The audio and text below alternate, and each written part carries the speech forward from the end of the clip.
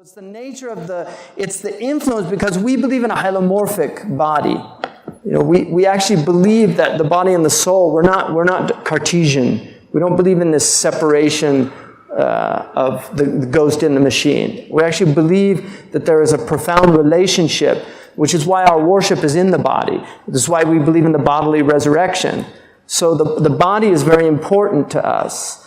And taking care of the body is important to us. And the body will affect the soul, and the soul in turn also will affect the body. So these are important points about that. So that's what he's saying. So he says, فَمَهْمَا أُضِيفَ الْفِقْهُ إِلَى الطِّبِّ ظَهَرَ شَرَفُهُ. So when this fiqh is added to medicine, you will see even more sharaf, more honor. وَإِذَا أُضِيفُ عِلْمُ الطَّرِيقِ الْآخِرَةِ إِلَى الْفِقْهِ ظَهَرَ أَيْضًا شَرَفُ عِلْمُ الطَّرِيقِ الْآخِرَةِ. And if you add knowledge of the next world to fiqh, then you will see even more. And this is why traditionally the ulama were also doctors. They studied the humors, they understood people, they studied psychology. It was very important for them to understand the nature. Much of the sickness that we see today, the depression that people have, is because they're connected to all these machines all the time, and which are having a negative effect on people. And because don't forget, those are radiation, they're literally the there's vibrations coming out, they're affecting the brain, and the brain synchronizes with them. And then people don't go out in nature anymore. They don't look at nature. They don't experience nature. They don't breathe properly. They don't exercise. All of these things have an effect on us. And so a lot of people are actually very depressed simply because they're not taking care of their bodies.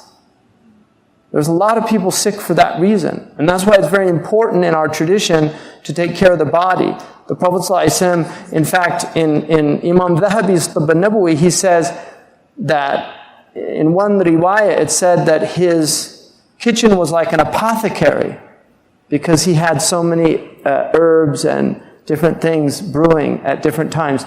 And Aisha was asked, how did you learn knowledge of medicine? Her cousin asked her, how did you learn this knowledge of medicine so adeptly? And she said, I used to listen to the conversations of the Prophet ﷺ with the physicians.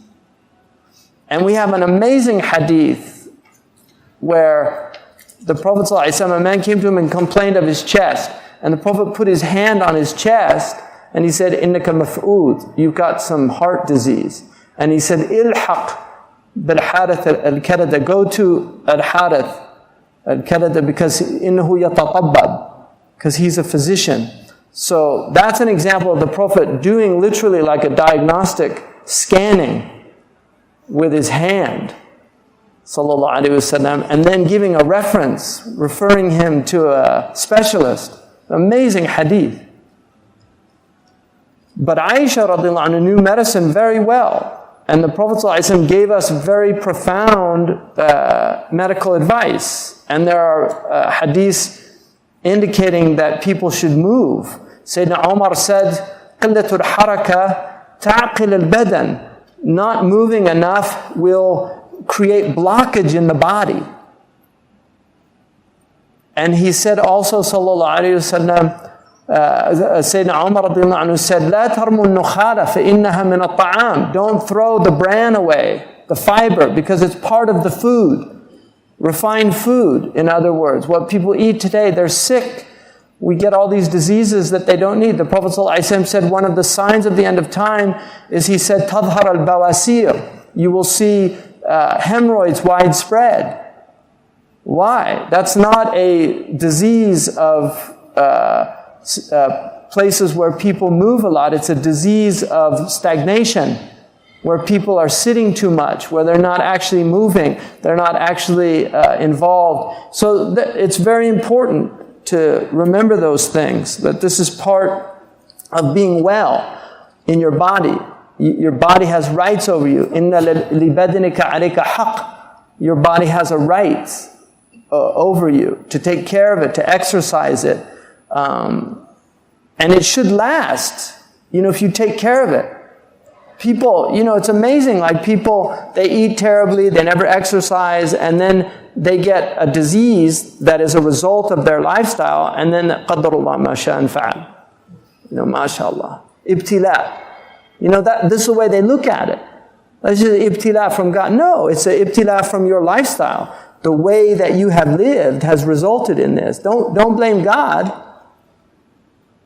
Right? Take care of yourself. And then if you're doing all the things that you should be doing, and you still get that, then that's a ibtila. But if you're not taking care of yourself, don't blame anybody but yourself.